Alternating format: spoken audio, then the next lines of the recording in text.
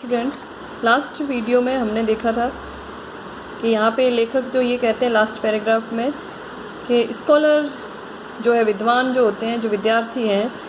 उन्हें हमेशा अपने माइंड में एक बात रखनी चाहिए, दिमाग में ये बात रखनी चाहिए कि कोई भी पुस्तक जो है केवल मात्र मेयर एम्यूज़मेंट के लिए नहीं पढ़ी जानी चाहिए। एम्यूज़मेंट यानी मनोरंजन के लिए, कि केवल मनोरंजन के लिए उन्हें कोई पुस्तक नहीं पढ़नी चाहिए। मनोरंजन के लिए जो किसी बुक को पढ़ते हैं तो उन्हें लेखक ने हाफ एजुकेटेड पर्सन बोला है, जो कि अर्ध शिक्षित मनुष्य बोला है उनको, कि वो लोग जो होते हैं वो कैसे होते हैं, अर्ध शिक्षित होते हैं। और ऐसे लोग जो होते हैं उनकी तुलना उन्होंने उनसे भी की है जो वाइन ड्रिंक करते हैं, ओपियम स्मोकिंग करते हैं, उन लोगों से की है कि उन लोगों की तरह जिस प्रकार से ड्रिंक करने वाले व्यक्ति की एक हैबिट बन जाती है, ओपियम स्मोकिंग करने वाले व्यक्ति की स्मोकिंग की जो हैबिट बन जाती है, आदत बन जाती है, उसी तरह से उनकी केवल रीडिंग की हैबिट बन जाती है। वो केवल मात्र रीड करते हैं, अम्यूज़मेंट के लिए करते हैं, और वो जो है उसके भाव को नहीं समझते हैं, उसके अर्थ को, सेंस को नहीं समझते हैं। तो इस तरह से ऐसे लोग जो हाफ एजुकेटेड होते हैं और उनकी केवल एक हैबिट बन जाती है रीड करने की, केवल मात्र मनोरंजन के लिए। और इस प्रकार से अगर वो पढ़ते रहते हैं तो उनकी जो सोचने की क्षमता जो है वो भी धीरे धीरे उनकी डिस्ट्रॉय हो जाती है, ख़त्म हो जाती है। उससे आगे आज हम देखेंगे, the test of a great book is whether we want to read it only once और मोर देन वंस। एक अच्छी बुक का जो परख है, टेस्ट यानी परख, परीक्षा, वो उसी से होती है कि इसको हम कितनी बार पढ़ना चाहते हैं। केवल एक बार पढ़ना चाहते हैं या एक से ज़्यादा बार पढ़ना चाहते हैं। कहने का मतलब है कि एक अच्छी पुस्तक वही होगी जिसे हम एक से ज़्यादा बार पढ़ना चाहेंगे, बार बार जिसको हम पढ़ना चाहेंगे। Any really great book we want to read the second time even more than we wanted to read it the first time. तो ये कहते हैं कि वास्तव में ऐसी कोई भी ऐसी वास्तव में ऐसी ग्रेट बुक जो है, महान बुक जिसे हम कहेंगे, वो बुक होती है जिसे हम दूसरी बार, सेकंड टाइम यानी दूसरी बार,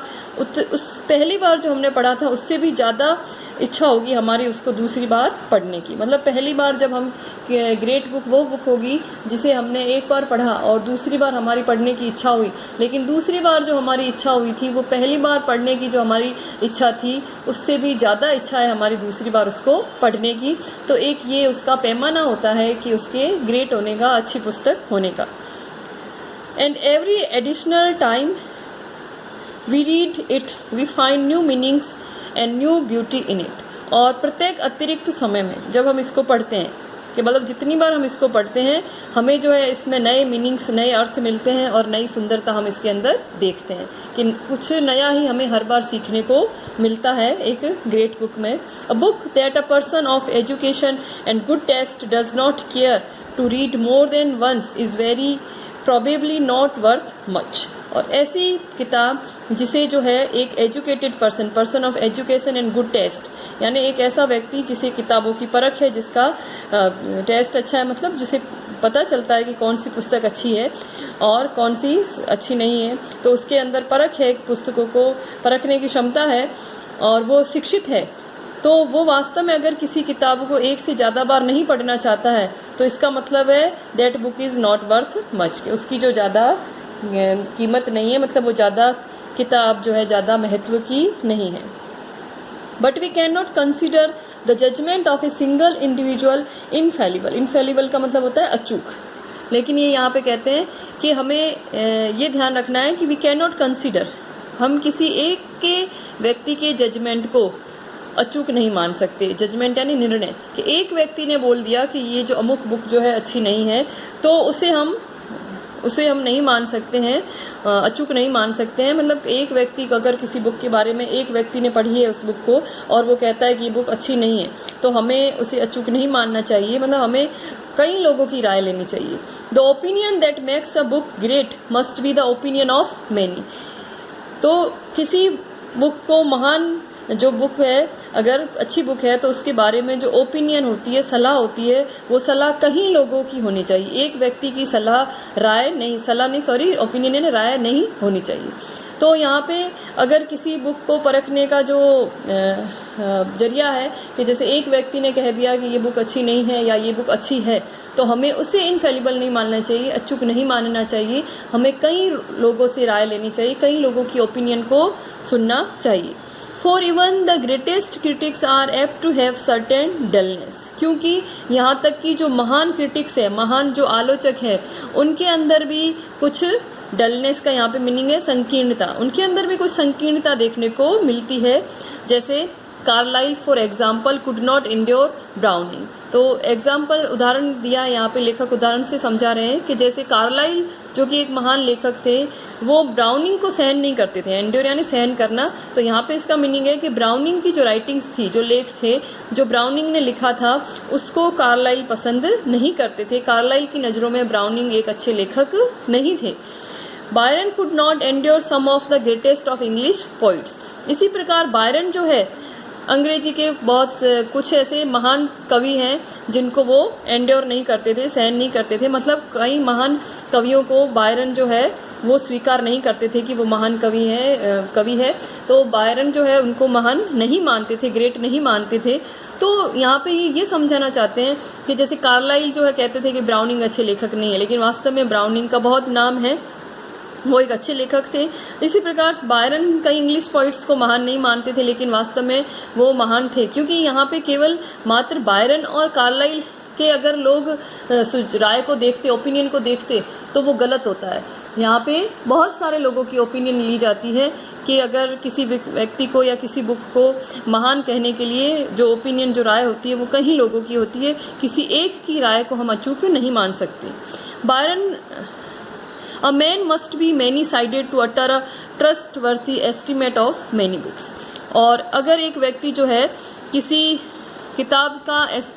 किसी बहुत सारी किताबों को एस्टिमेट करता है, अंदाज़ा लगाता है, तो कि वो कैसी है, उनके बारे में अपनी सलाह देता है, तो वो व्यक्ति जो है मैनी साइडेड होना चाहिए। मतलब केवल उसको अपना एक नज़रिया नहीं देखना है, उसे कई अलग अलग एंगल से देख करके बताना चाहिए कि वास्तव में बुक कैसी है। जैसे मैं किसी बुक को रीड कर रही हूँ, तो मुझे किस में इंटरेस्ट है, वो मुझे चीज़ नहीं मिलेगी तो वो मुझे बुक अच्छी नहीं लगेगी। लेकिन मुझे एक साइड ही नहीं देखना है, मुझे बहुत सारे साइड्स भी देखने हैं कि कई लोगों के लिए वो बुक जो है अच्छी हो सकती है। तो एक व्यक्ति को जो अपने नज़रिए को, अपने सोच को ब्रॉड करना पड़ेगा, मैनी साइडेड बनना पड़ेगा। We may doubt the judgement of the single critic at times, हम एक व्यक्ति के जजमेंट को, निर्णय के ऊपर संदेह कर सकते हैं। But there is no doubt possible in regard to the judgement of generations, लेकिन कई पीढ़ियों का जो निर्णय होता है, जनरेशन यानी पीढ़ियों का जो निर्णय होता है, जजमेंट यानी निर्णय, उसके ऊपर हम डाउट नहीं कर सकते हैं। क्योंकि अगर कई पीढ़ियों से, जैसे शेक्सपियर है, बायरन है, ब्राउनिंग है, इन्हें कई पीढ़ियाँ जो महान कहती आई हैं, तो ये जजमेंट जो है, जो जनरेशन्स के द्वारा दिए गए हैं जजमेंट, ये निर्णय, तो इसके ऊपर हम संदेह नहीं कर सकते। Even if we can not at once perceive anything good in a book which has been admired and praised for 100 of years, we may be sure that by studying it carefully, we shall at least be able to feel the reason of this admiration and praise. तो यहाँ तक कि ये हो सकता है कि हम किसी अच्छी बुक से एक बार में कुछ ग्रहण नहीं करते हैं, जिस किताब की बहुत ज़्यादा प्रशंसा की गई है, जिसको एडमायर्ड किया गया है कई सैकड़ों सालों तक, लेकिन उस बुक को हमने पढ़ा और हमें कुछ ऐसा नहीं मिला, हमने कुछ ऐसा परसीव नहीं किया, ऐसा कुछ ग्रहण नहीं किया कि इस बुक के अंदर कुछ अच्छा है, लोग इसको एडमायर कर रहे हैं, इसको प्रेज कर रहे हैं। लेकिन लेखक कहते हैं कि वी मे बी श्योर, लेकिन हमें श्योर होना चाहिए, आश्वस्त होना चाहिए, हमें विश्वास रखना चाहिए कि अगर हम बार बार कोशिश करेंगे, इसको अच्छे से पढ़ेंगे, तो एटलीस्ट कम से कम इसके लायक तो हम होंगे कि हमें ये पता चलेगा कि इसका जो एडमायरेशन हो रहा है, जो इसकी प्रशंसा हो रही है बुक की, उसके पीछे क्या कारण है। कि एक किताब को एक बार पढ़ लेने से, जो कोई महान पुस्तक है जिसे सैकड़ों वर्षों से अच्छी माना गया है और हमने एक बार उसको पढ़ा है, तो हमें वो सही नहीं लग रही है, लेकिन लेखक कहते हैं कि हमें कोशिश करनी चाहिए उस बुक को समझने की, और हमें कम से कम, हम अच्छे से उसको पढ़ेंगे तो हमें कम से कम उस कारण का तो पता लगेगा कि इसके एडमायरेशन का, इसकी प्रशंसा का कारण क्या है। The best of all libraries for a poor man would be a library entirely composed of such great works only, books which have passed the test of time. तो एक गरीब व्यक्ति के लिए, अगर जो जितने भी पुस्तकालय, उनमें से एक ऐसा पुस्तकालय गरीब व्यक्ति के लिए वास्तव में उसके लिए लायक, गरीब व्यक्ति के लिए जो लायक है। एक पुअर मैन के लिए एक ऐसा पुस्तकालय जो है सही होगा, जो कि जिसके अंदर ऐसी महान किताबें हैं, सच ग्रेट वर्क्स, ऐसी महान किताबें हैं जिन किताबों ने समय की परीक्षा को, समय की परख को पास किया है। तो किसी व्यक्ति के लिए ऐसा पुस्तकालय जो है वो ज़्यादा फ़ायदेमंद होगा, लाभदायक होगा, जिस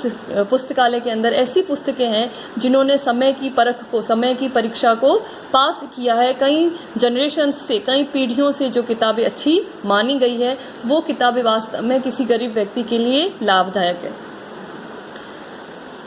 this then would be the most important guide for us in the choice of reading. तो ये तब जो है हमारे लिए बहुत ही महत्वपूर्ण गाइड यानी मार्गदर्शक का काम करती है इस तरह की रीडिंग में, इस तरह की किताबें जो कि मतलब ग्रेट बुक है। We should read only the books we want to read more than once, nor should we buy any others unless we have some special reason for so investing money. तो हमें इस तरह की किताबों को पढ़ना चाहिए जिन्हें बार बार पढ़ने से हमें कुछ नया नॉलेज मिलता है। तो हमें तब तक नई किताब नहीं खरीदनी चाहिए जब तक कि हम इन किताबों को अच्छे से ना पढ़ लें, और जब तक कि हमारे पास कोई स्पेशल रीज़न नहीं है, कोई विशेष कारण नहीं है पैसे खर्च करने का, तो हमें नई पुस्तकें नहीं लेनी चाहिए, नई पुस्तकें नहीं खरीदनी चाहिए जब तक कि हमारे पास जो पहले से अच्छी पुस्तकें हैं जिन्हें बार बार पढ़ने से हमें हर बार नया कुछ सीखने को मिलता है, तो वो किताबें जब तक हम अच्छे से ना पढ़ लें तब तक हमें बिना मतलब के कोई कारण ना हो तब तक हमें पैसे खर्च नहीं करने चाहिए। The second fact, demanding attention is the general character of the value that lies hidden within all such great books। और दूसरा जो फैक्ट है जो कि जिसके ऊपर हमें ध्यान देना चाहिए, जो कि जिसके अंदर इनका महत्व छुपा हुआ है महान पुस्तकों का, वो सेकंड रीज़न देखिए क्या है,